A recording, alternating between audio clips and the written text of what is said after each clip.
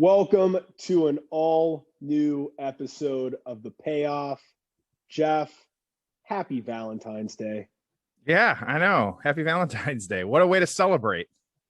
There's nothing I'd rather be doing than watching wrestling with you.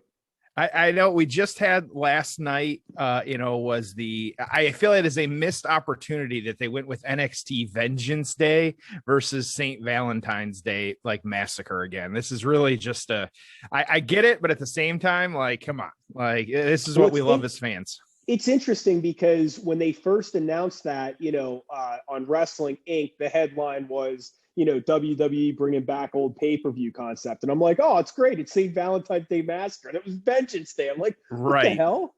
Right. How did they get there? Well, and I read something that was along the lines of like, they don't want Massacre or something like that, which it's like, if that's what they're being nitpicky about right now, like, come on, like, whatever. So it's, it's built in, it's in your house, like, and it didn't have a name for a few weeks either. So whatever, but okay. Well, and for those that are not aware, the real St. Valentine's Day Massacre was a 1929 murder of 7 members and associates of Chicago's North Side gang that occurred on St. Valentine's Day. So February 14th, 1921, a warehouse at Dickens and Clark in Lincoln Park, Chicago at 10:30 a.m. Central. Look at you with the history lesson. That was nice. I just looked it up on Wikipedia. I knew there was something. I didn't know what it was. What a thing to name a pay-per-view after, So there you go. It was a different time in 1999, but you are correct. They probably couldn't use this now. So, right. I don't know. Did you pick this match or did I? This was one, I think this could be the start of our expanded list of matches. I don't know specifically who picked this one, but I know that it's been on our list. And in that we are now officially deep on the road to WrestleMania, which is, of course, everyone's favorite time of year. So it's exciting to kind of, be on that and be doing that. But and pretty soon here, we're going to start getting in about 2 weeks now. We've got the first of our WrestleMania kind of matches coming up. They're actually about 3 weeks. But, just kind of wanted to squeeze these couple in because there's good stories that we wanted to kind of talk about and cover and things that, these fan requested as well, too. Like we hear it from people. So just a lot of reasons to do this, but I don't remember who picked it specifically. Yeah. This is going to be fun because, I know next week we have another really good road to WrestleMania kind of angle and match. So so this is just 2 really good ones in a row of that, the shows that took place between the Rumble and WrestleMania. And now, I mean, Jeff, we have what? So we have Fastlane and we have Elimination Chamber before WrestleMania this year. We got Elimination Chamber is in about a week. Yeah, or this week. Excuse me. We're stacked heavy on the pay-per-views right now with Takeover and then Elimination Chamber. Then Fastlane is mid-March, and then we're looking at early April, night 1 or 2 of WrestleMania. Yeah, so there's a lot that is happening. It's not which I don't love. I like the idea of someone wins the Rumble, they declare we're on the road to WrestleMania, but now it's like we have to produce, an NXT and 2, main roster pay-per-views before we get to WrestleMania now. So the road to WrestleMania is long and winding compared to how it was back in this era of 1999. So let's get right into the build. So we are at the Memphis Pyramid in Memphis, Tennessee. What I thought was interesting, because I just put this on this morning, and the very beginning of the show, Cole's like, this is the first ever pay-per-view in Memphis. And I found that hard to believe. Mm-hmm. So this is it. This is your first WWF pay-per-view ever taking place in Memphis, February 14th, 1999. What a great way to spend a Valentine's Day, either watching this on pay-per-view with the person in your life you love, or if you're in the Memphis area, just taking them down to the wrestling arena to check out this show. So it's a nice night, nice Sunday night, you know. You figure at that point, pay-per-view is, you know, under 3 hours, you know, so who wouldn't want to, you know, spend some time watching some wrestling on a Sunday? You know, you're dating someone for a couple of weeks, couple months, whatever it is, and you know, not only do you have to smarten them up that you're a wrestling fan, but you also have to tell them that your big Valentine's Day plans are to take them to a wrestling show or maybe cook them dinner and order a wrestling pay-per-view.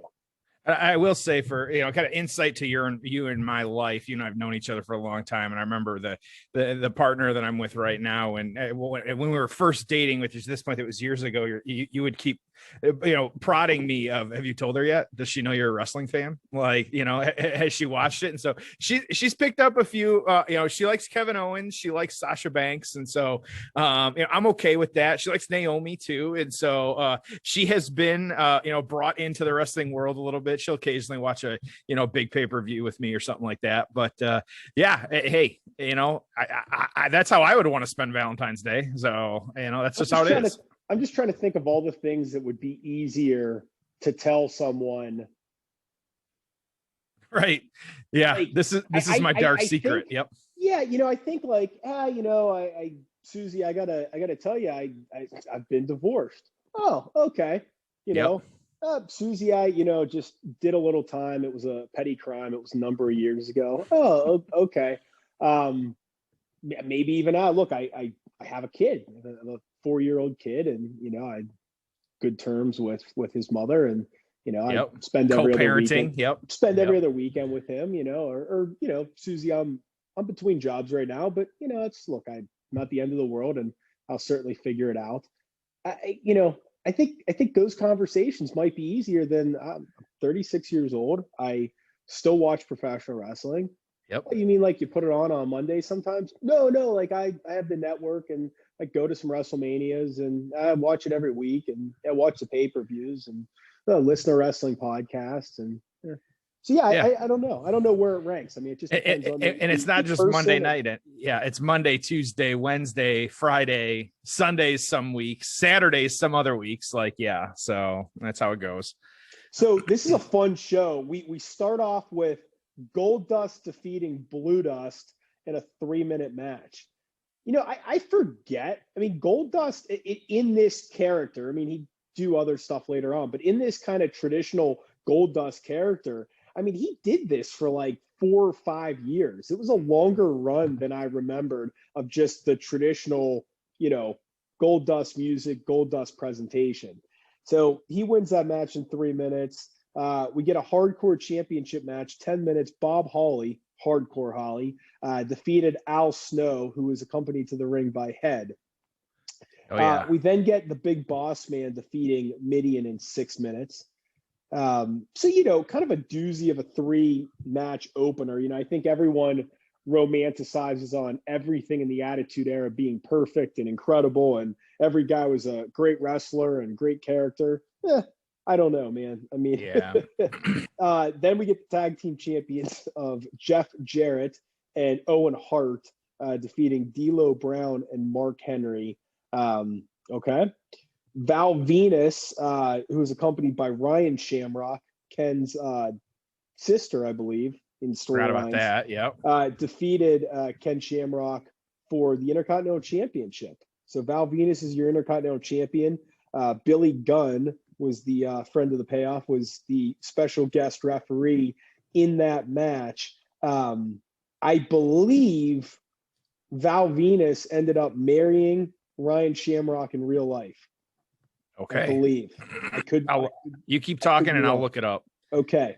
Then we get a tag team of the Corporation, which was Chyna and Kane, and they would defeat D-Generation X, that was Triple H and X-Pac in a tag match. So Chyna is split off from DX. She is part of the Corporation along with Kane. I guess Kane was Corporate Kane before he was Corporate Kane, huh?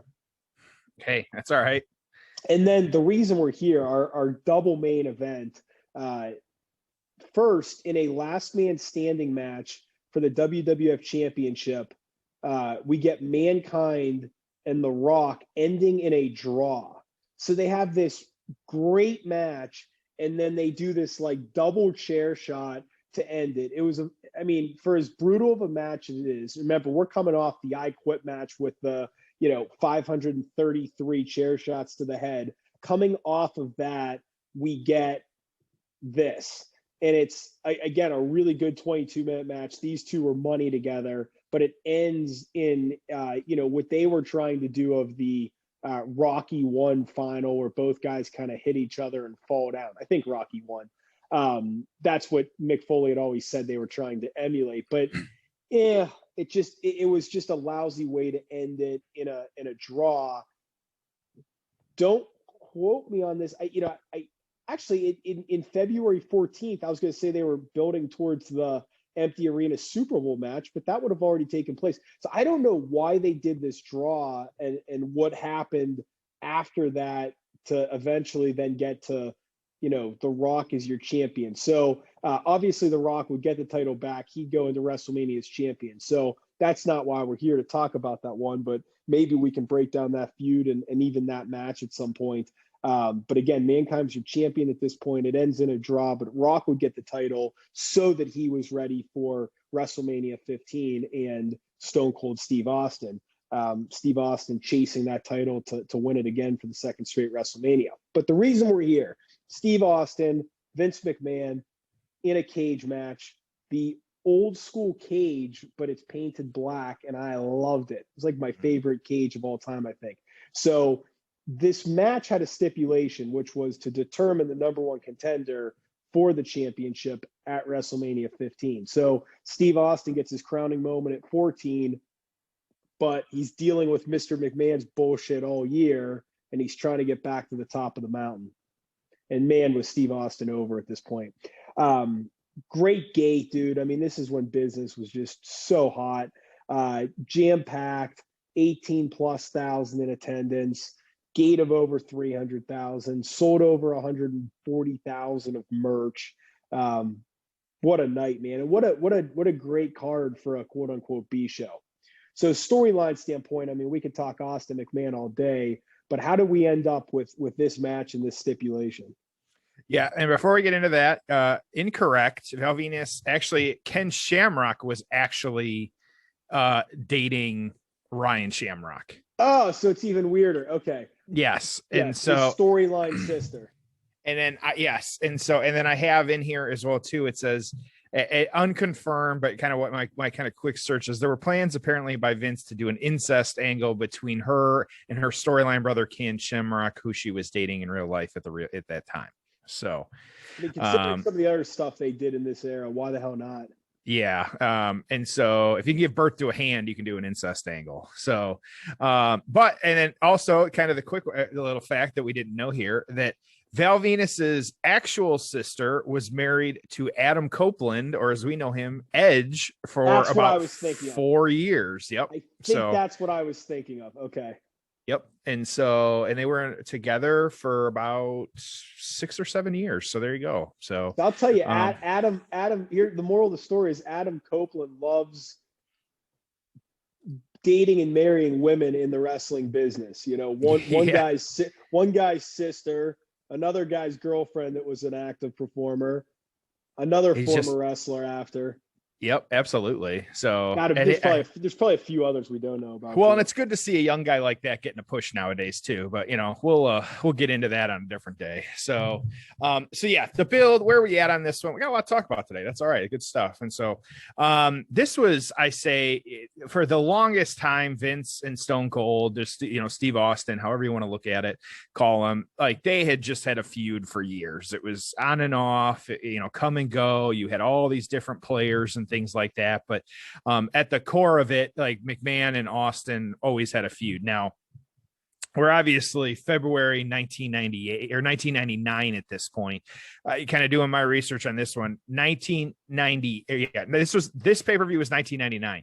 1998 and 1999. Austin and Vince were the feud of the year from Pro Wrestling Illustrated. They were the feud of the year in 98 and 99. Yes. And so you're getting this pay-per-view at a time where these two are like, they are in the heat of it. Like, there's no question that that these guys hate each other. The story's there. So you had a lot of like, you and I could really take a year and analyze the parts of the Austin McMahon feud and just kind of, you'd get a different story every time. And so, but I actually really like this one. So what you have here, it was that December, actually, for a while there, they weren't, it wasn't a lot happening, but we start, 1999 kind of ramping this up, and you had Austin facing the Undertaker. It was a buried alive match at the that was the December show, but their a Royal Rumble qualification was on the line with that buried alive match. And so then it was Rock Bottom, December 1998. You had Austin defeating the Undertaker with the help from Kane.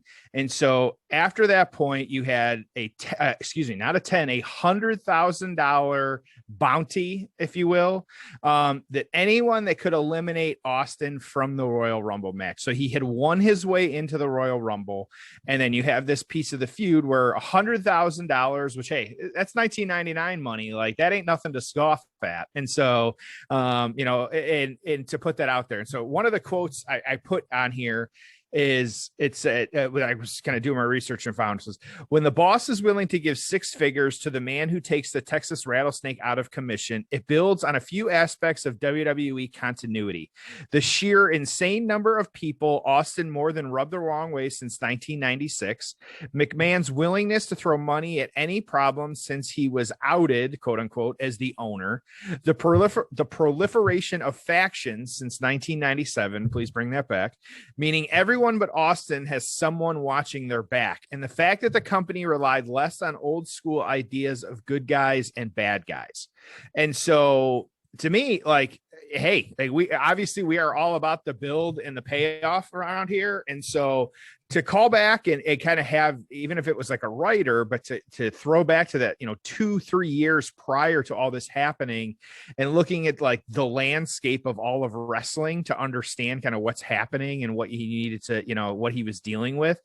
$100,000 to do that, it makes a ton of sense to me. Like, it's perfect. And so, so what you had, though, Royal Rumble 1999, it was actually thanks to help from the corporation's attack on Austin. It was actually during the match, and that might sound a little weird. And this, the Shawn Michaels rule and all this other stuff, but Austin and McMahon actually went under the ropes and not over them. Of course, that's the Royal Rumble rule. And so no elimination occurred, and they both feet on the floor. It didn't matter, but they didn't go over the top rope. So the corporation and the Rock distracting Austin, and then you actually had McMahon flipping Austin over the top rope at the end of the match here, winning the Royal Rumble and a title shot at WrestleMania 15, who, not only being a member of the corporation, but also the WWE champion at the time, The Rock. And so while he tossed both The Rock and Austin over, The Rock was the champ. And so you've got this weird, now you're starting to see that, the storyline coming together. So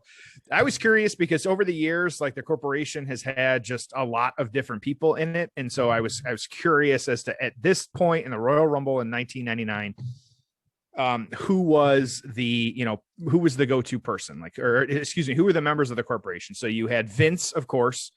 The Rock is kind of the big name on that one. Ken Shamrock, Pat Patterson, and Gerald Briscoe. Sergeant Slaughter, which huge fan favorite around here at the Payoff, we realized after we did an episode of Sergeant Slaughter. And then Test and Kane as well, too.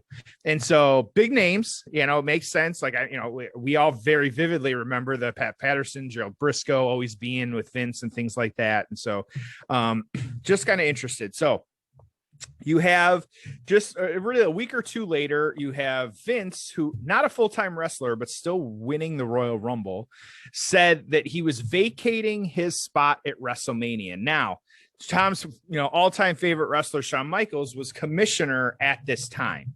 And so him, and hey, like, this makes sense. Like, I thought Shawn Michaels with no, managerial experience did a very nice job in that role. Hey, and you too, like, I know that you've had a day as commissioner, and so it's not an easy job. And so, you have lived in the shoes of Shawn Michaels, so you know what you're talking about. So I was commissioner for a day at the Performance Center, and I made what I thought was the right decision. It was very difficult, but I had to restart a match because there was interference. And, it's challenging because am I throwing the referees under the bus?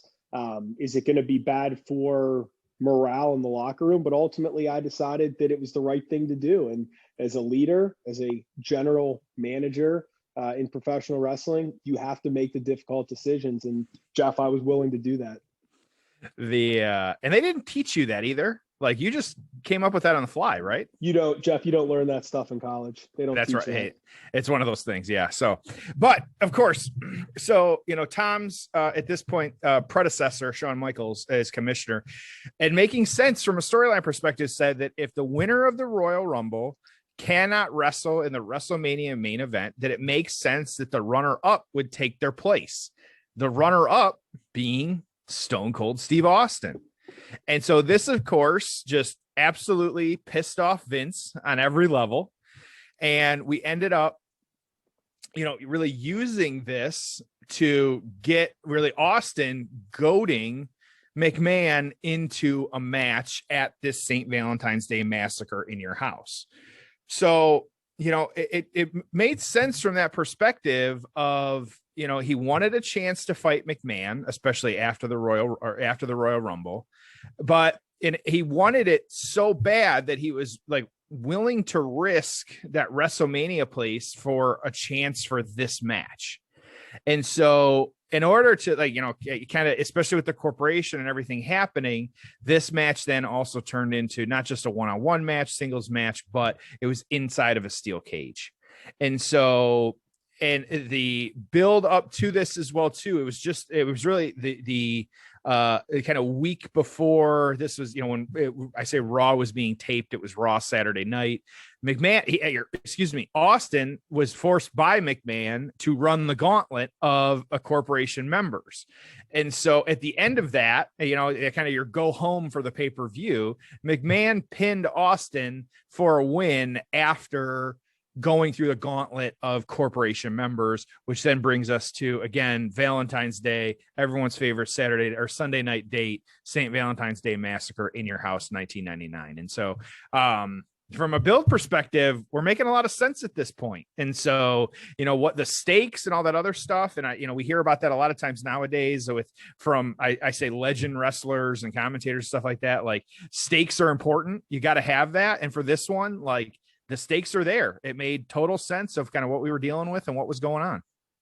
Well, and stakes are so important now, especially because the titles mean nothing. Very little. They're props, right? So, it's become even harder to create a reason to care about a match because there's so many more matches that are taking place, because the titles don't mean as much because there's so many of them out there. So just some good old fashioned stakes make it fun. So, all right, you ready?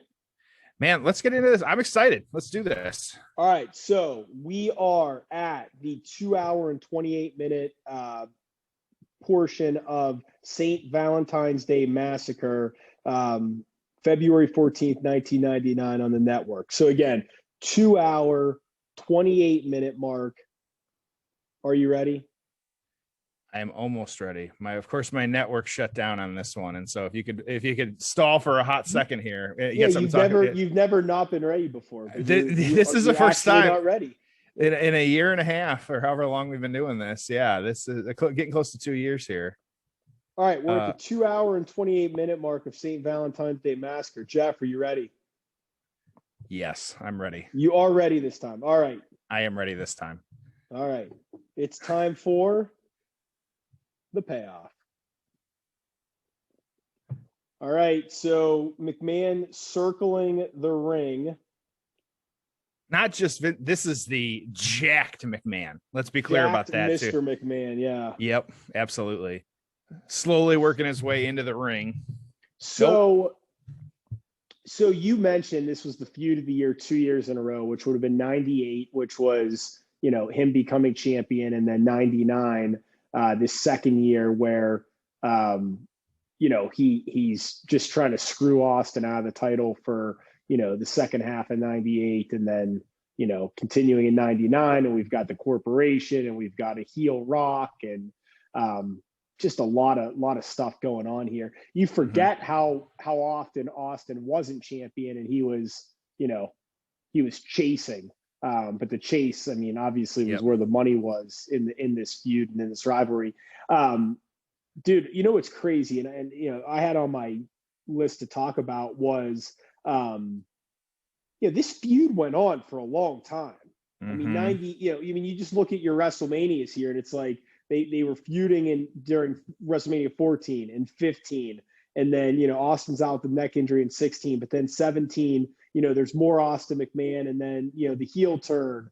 I mean, it's just crazy that this went on for so long. I mean, is it the greatest feud in the history of professional wrestling?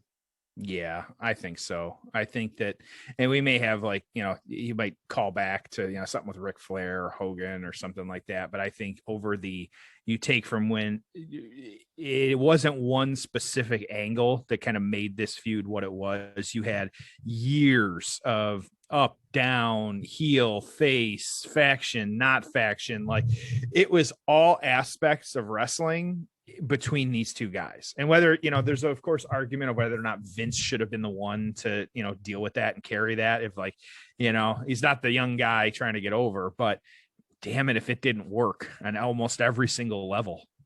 I mean, it worked. It was flawless.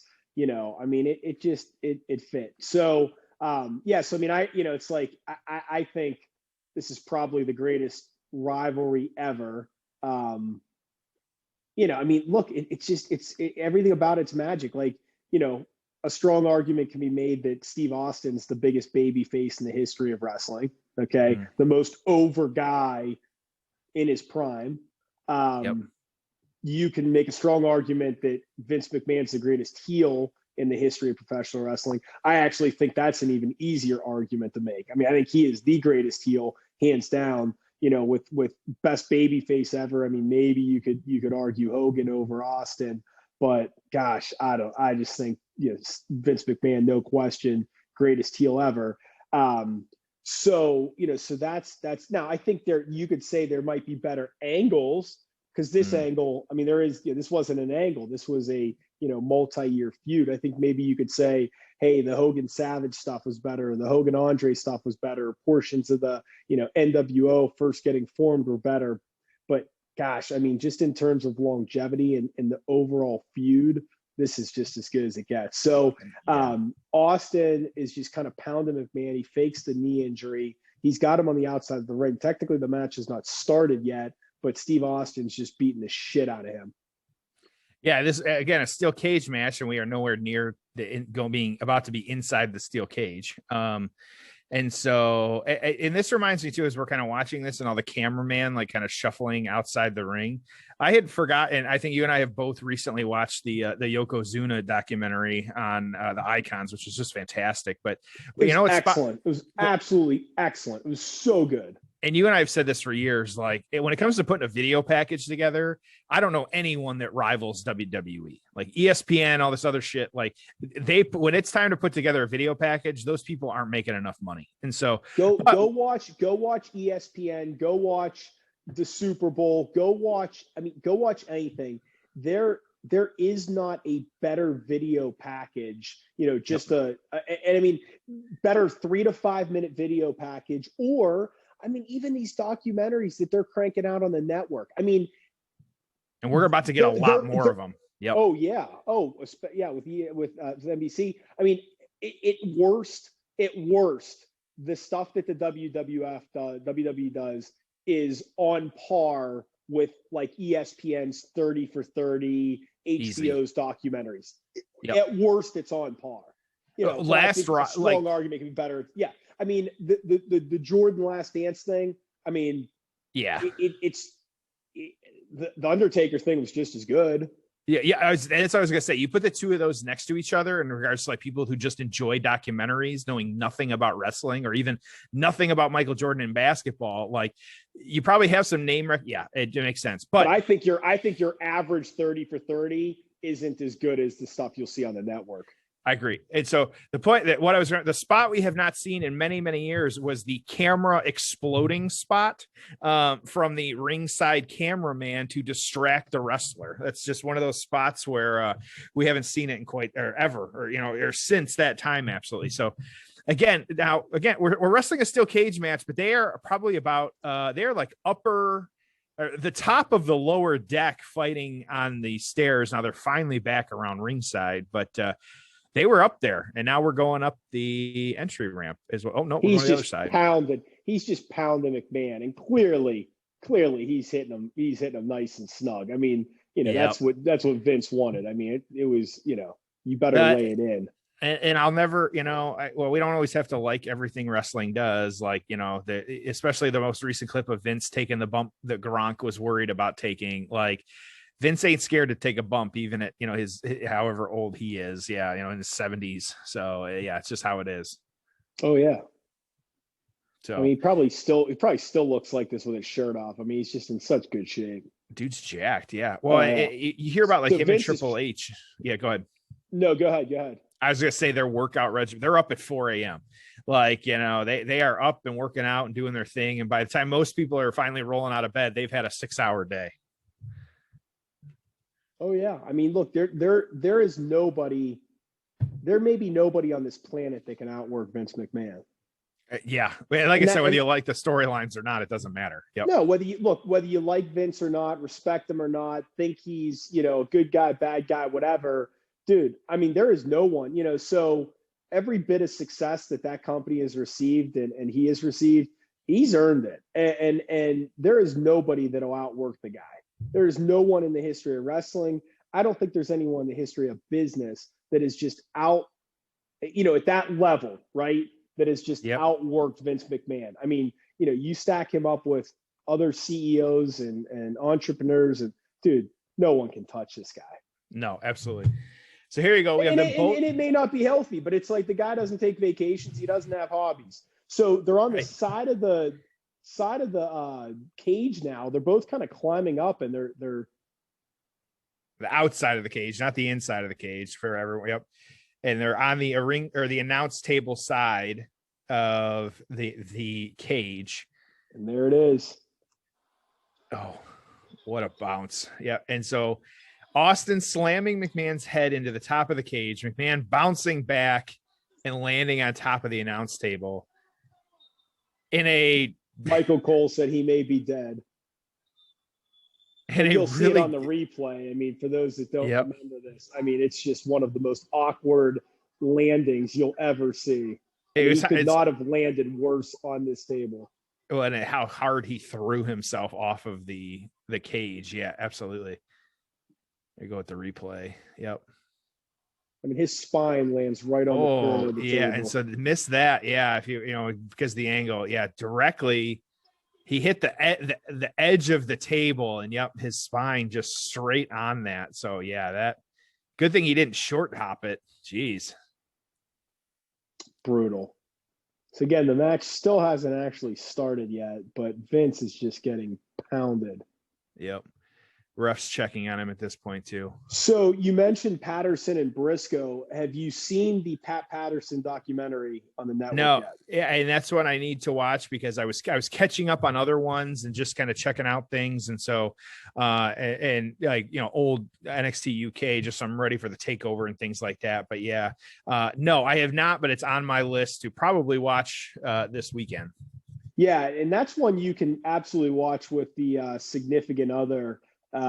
Because it's just an interesting story. I mean, it's more about, his life and how he grew up. And I mean, dude, the story of like how he started working with Vince McMahon in the office, there were a couple lines, and Pat Patterson's just a really funny guy. There were a couple lines he had in that documentary, and I'm sitting in bed watching it, and I am laughing my ass off. I mean, he's just a funny guy. What a life, what a career. Oh, I mean, it was fantastic. And it's only an hour long, but it was just so good. Interesting. Yeah, it's one. It's good to see that they're, kind of steering into that. It'll be interesting how things kind of adjust with the moving to Peacock and things like that.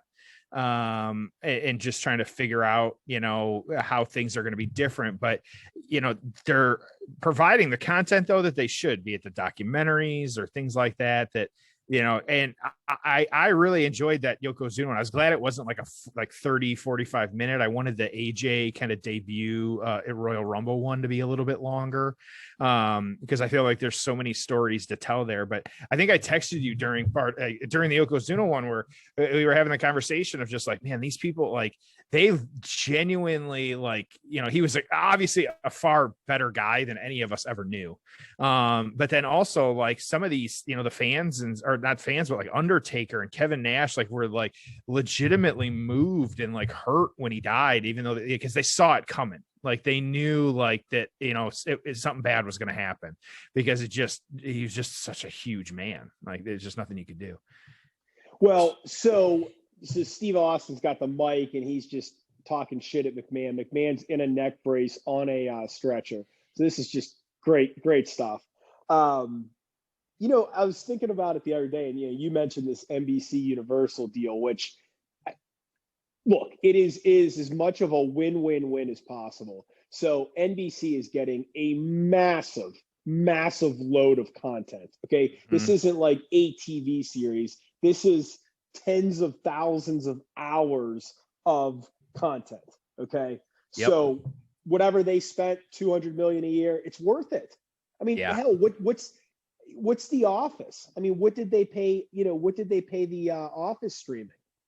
Well, and that was even a conversation I've had with my buddies of, we were not going to get Peacock just for The Office. Like, that was not a selling point for me. Yeah. All right. Now they've got that entire fan base where, even if some of them are like, like tertiary watchers or understanders of wrestling, that doesn't matter. They get it for free now.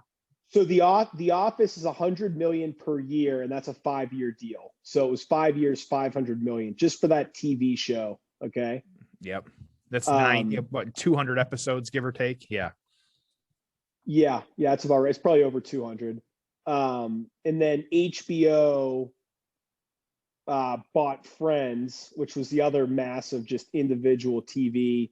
I'm just seeing if I can find it here.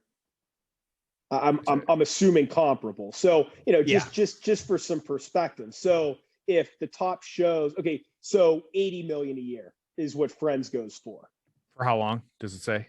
Same deal, 5-year deal. So okay. $425 million over 5 years. And then I would assume Seinfeld's probably in that realm. So the point being is that those are all, around $100 million a year. So if you're getting WWE, millions of fans, you already broadcast, one of their shows, two of their shows really with NXT and Raw. It might even be a bargain. WWE's making more from this deal, and they don't even have to run the network now. They can just say, here's our content. So again, I think win-win-win. And then the fans win because, there is a free Peacock version. I don't know what will be included on that. But I mean, for $5, you have everything that WWE's ever done and will ever do. And you're getting it for minimal commercials, or for $10, you're getting what you had on the network. Oh, and you're getting NBC, you're getting the Peacock. And I'll tell you what, Peacock's awesome. I've been, The Office is on there. Then season 3 of The Office, they added the extended versions of those episodes, stuff, which I love watching. I've watched them all. Those are great. I mean, you have all the old Datelines, you have Yellowstone on there, you have a ton of shows, movies. I think Peacock, I love their user layout and stuff too. So I think it's a great service. So again, as a wrestling fan, you're getting Peacock and the network for what you were spending in the network, or you could save the $5 per month. And then the other interesting thing I was thinking about, Jeff, is, being a wrestling fan used to cost a lot more. So you figure if you ordered all the pay-per-views, well, the other crazy thing too is you had WWF and you had WCW, so you could spend $60 per month on pay-per-views or more. Then you still might buy the DVDs. So I mean, so wrestling could cost $500 to $1,000 to watch, and now it costs $60 to $120 basically. And then maybe if you want to buy an AEW pay-per-view, but it's a fraction of the cost to get way more value. I just think of how expensive it used to be when, I was a kid ordering pay-per-views, buying DVDs. It was way more expensive, and that's in those dollars, not even in today's dollars. So yeah, way easier to be a fan. So we got to focus. So Austin had McMahon beat, and he was at the bottom step of walking out of the cage, and then McMahon started flipping off Austin. And Austin has ripped off the neck brace at this point too, and Austin turned around as he could have won. Threw up is he flipping me off? And then went back in the ring, and now we're fighting again. And McMahon, having the upper hand, is now climbing over the top of the cage. And then Austin chasing him as well. Oh, I mean, look at this. Great visual. Yep. Of him just kind of freaking out on the top. So many just great visuals. When was the last time too? I have to we had a steel cage like this, not the fencing steel cage, but the kind of open air cage, if you will. I couldn't tell you. And I love this cage because it looks like a cage, it looks stiff. The scary. Fencing, the fencing. I mean, you ran into a fence before or got thrown into a fence. We used to, in my backyard wrestling days, used to, throw each other into fences all the time. It didn't hurt. Right. The actual fencing just has total give to it. So this just looks so much stiffer and better. I love it. And I love the black, just kind of the attitude era version of the blue cage. Oh, absolutely. Yeah, it just adds a different flair to it. Yeah, the blue, especially in this scenario, it just wouldn't look right. It just you and I have talked a lot about how they should theme some of these Raw episodes or SmackDown episodes. Do an old school one where maybe every match is in the blue cage. What if you just said, hey, on SmackDown on Friday night, we're going old school with the old blue steel cage. And there's, maybe 4 really good matches lined up. McMahon doing a blade job here, which looks awesome. It's getting some blood. But I mean, imagine that. Are you less likely or more likely to watch SmackDown? Well, you're more likely. So the ratings are going to go up. Just once a year, we're bringing in the blue steel cage, and we've got 4 killer matches. We've got Reigns and Kevin Owens. We've got 2 women. We've got the women's tag team match, and then we've got, a regular tag team match. Anything, right? Just something cool like that. Why not? So Austin about to win the match here. Brought to you by Eichel. Flipping him off again, and he's going back in. Here's the iconic kind of shot. Yeah, McMahon bloodied, dripping down his face, double birds, and Austin could just hop down and win and then still do this. But nope, we're going back up. So, hey, you especially, you and I, this, not brought to you by Snickers, but this Monday's Raw brought to you by Ico Pro, yeah, you got the shirt, we'd kind of watch that and do that. And this, and you and I have not talked about, but I know we shared a little, thoughts on this was the oldest Royal Rumble. Yeah, so this year's Royal Rumble, the average age was 39. Is that right? 39.7, if I remember. It was up there, yeah. Okay. Yeah, I think the average participant was 39.7. There were maybe 2 guys that were under 30, or 3 guys under 32, something like that. Yeah, so the talent in the Rumble was old. Look, I don't care. I mean, I'll tell you what I didn't like, though. It's the Kane.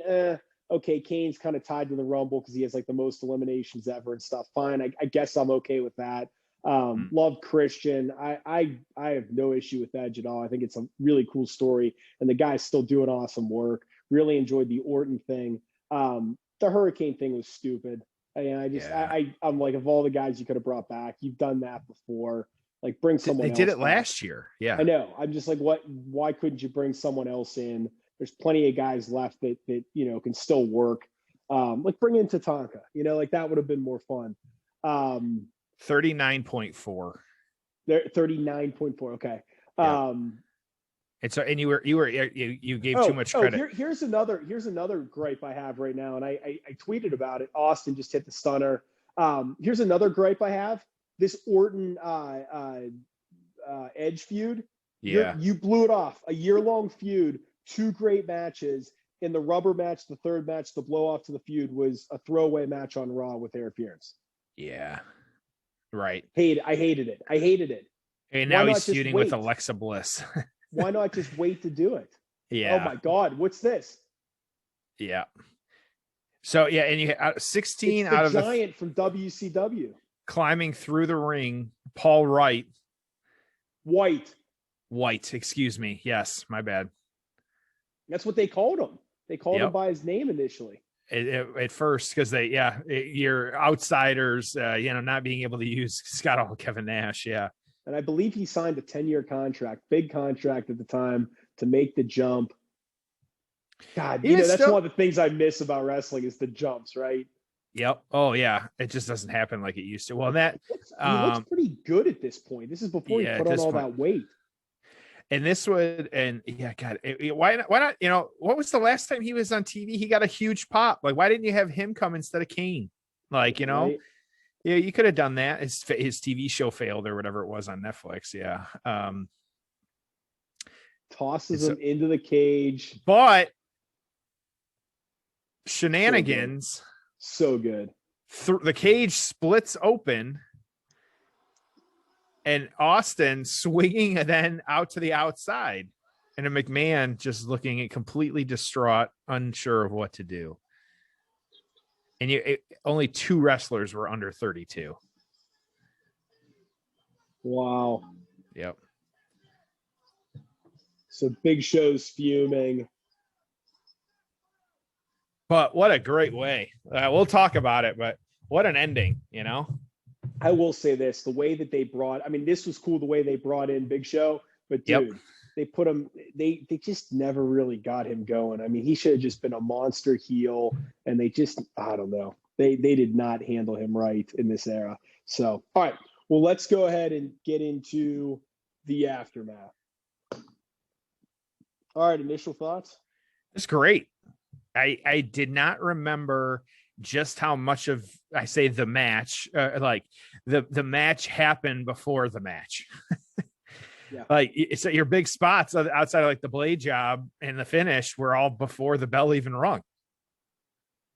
Dude, this was great. This was just great stuff. Crowd still going nuts.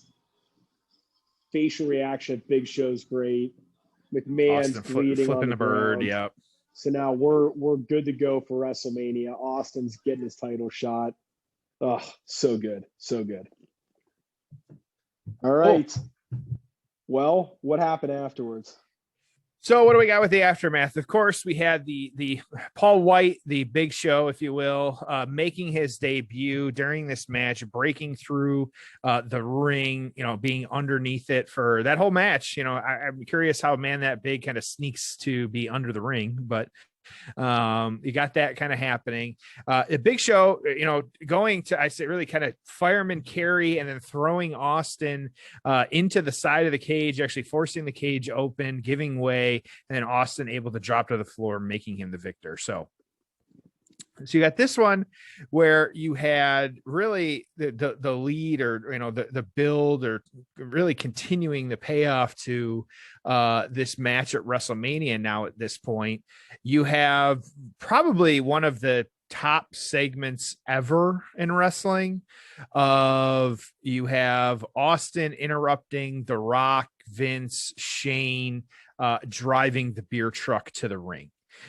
Just one of the kind of iconic, put Austin behind the wheel of something here and you're going to have magic. I remember I was at the Joe Louis Arena show when he drove the Zamboni into the side of the ring. And this was back in the Red Wings heyday. So you had that going for you. And then as long with that, of course, this beer truck just being, leading to, the milk truck and so many other things. But this was the kind of iconic moment of then spraying the 3 of them with the fire hose of, beer hose from the truck. And so, but then, Austin then winning his shot, of course, at WrestleMania 15, beating The Rock at WrestleMania 15 to win his 3rd WWF championship at that time. There was then a rematch. It was actually at Backlash, the following pay-per-view. Shane was the referee during that one. You had during the match, Vince actually coming to the ring, only to hand Austin back the Smoking Skull belt, which we are all probably one of the better belts that was ever created. Take Shane out, Austin winning the match, and going from there. So he ended up losing the title. It was actually over the edge to the Undertaker, and so and that kind of then leading as well to to the kind of the McMahon family, just kind of everybody being involved with Linda and Stephanie and all this other stuff, and the King of the Ring match, Vince and Shane kind of doing that. And so it just hard to beat. Like, there's just so much good happening and all that stuff. And so, just exciting to see. But then this is also leading, Austin, had lost the belt, kind of winning it back. It was at SummerSlam that year. He lost it to Mankind that year. It was a triple threat match with Triple H as well, too. And then you have the corporation going, lining up with the Undertaker. This is where we get into the Ministry of Darkness, which of course the Stephanie kind of being introduced at this point as well, and being the no matter how you feel about that, and the kidnapping of her. So and I had forgotten that she she tried many times, she had tried to be kidnapped through storyline, but Undertaker trying to marry her and things like that, not always the most liked storylines at that point, but you do have that. But you also had McMahon, this feud just continuing and going on and on. McMahon being revealed as the higher power behind the corporate ministry, which getting the feud then going again with Austin and things like that. So and then this leading to, and mixed it up from earlier, but this leading to there was the ladder match earlier, the WrestleMania 2000 Fatal 4-Way McMahon Corners, which we have it on our list. We are not going to be covering it this year, but we will eventually cover it at some point, or at least not covering it during this road to WrestleMania. But Triple H, Big Show, Foley, just nonsense. There's, just kind of craziness. So leading to that. And so, and then that leading into then the McMahon Helmsley era after all of this. And so, just like I said, you can take portions of this feud, you're going to get, different results, but at the same time, like, how well some of the stories worked with the results, but just kept going on, and really it wasn't a bad thing either. No, not at all. So where are we at with the reviews, kind of what was said about this match, things like this. Austin was ranked number 1 this 1999 on the PWI, which makes perfect sense. McMahon unranked, but that also makes sense. The match of the year was actually The Rock versus Mankind. That was the I Quit match at for the WWE Championship at Royal Rumble. But the feud of the year, like I said earlier, it was the 1998-1999 Austin versus McMahon. So what do you have here from the PW Torch? They actually gave this one 3.5 stars. Sunday night, Vince McMahon. Really? Yes. Hang on. I know. That was PW Torch. I want to make sure I'm clear. 3.5. That's from Wade. Sunday night, Vince McMahon stepped into the ring for the first time for his first ever official match. Not just a match, but a pay-per-view main event. And at 53 years old, he put in a performance that was actually better than many pay-per-view main eventers, especially former WWFers now atop WCW. The match was meticulously booked, yet it flowed naturally. Austin did a superb job carrying McMahon, walking him carefully through the match step by step. Yet it was McMahon who, for the first time ever, was the star of the match. The bump that we've talked about for years to come of the match was before the match actually started. After about 10 minutes of Austin chasing McMahon, occasionally beating him on the outside of the ring, McMahon began clamming the cage to get away.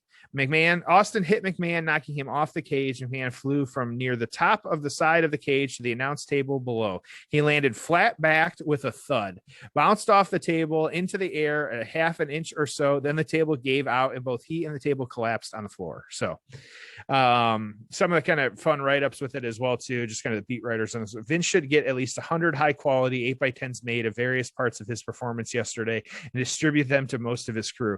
The man is 53 years old and a non-professional professional, but he outworked all but a handful of his name talent. The bump he took from the cage top through the table would have been great for a talented worker with the instinct of a Michaels or Foley, but for Vince to do it with sheer guts, my hat is off to him. The card was a big thumbs down up to that point, but he may have saved it nearly all by himself. And of course, we can't, not talk about the size of Vince's grapefruits. Vince really does have the balls the size of grapefruits. A great bump, a smart match, and a hell of a finish. Vince's in-ring debut is going to be one of the single greatest rookie outings in the history of wrestling, with China not far behind. So, interesting comparison there. How does all of that get you to 3.5 stars? Yeah, right. I know. And so, which is going to piss you off even more here. Your favorite star giver, Dave Meltzer, only gave this 2 3/4 star.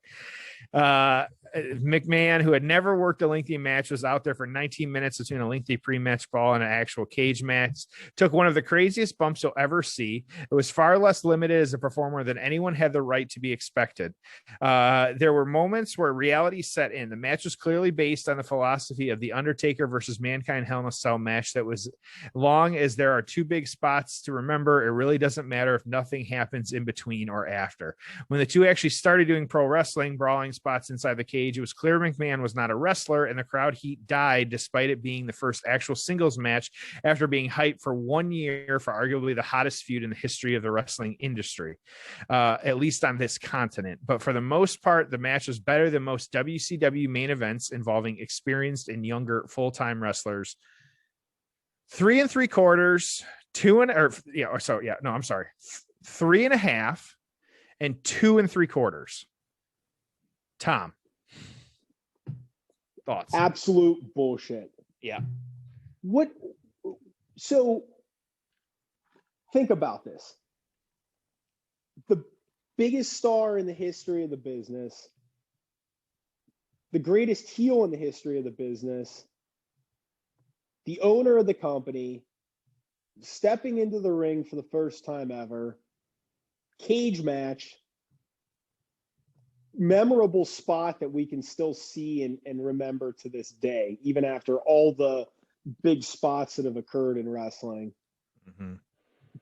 Big surprise debut by a guy that's jumping from WCW. Great brawl. I mean, the visuals were great. The crowd's going nuts. I mean, this to me is as good as professional wrestling gets. This is like an all-timer.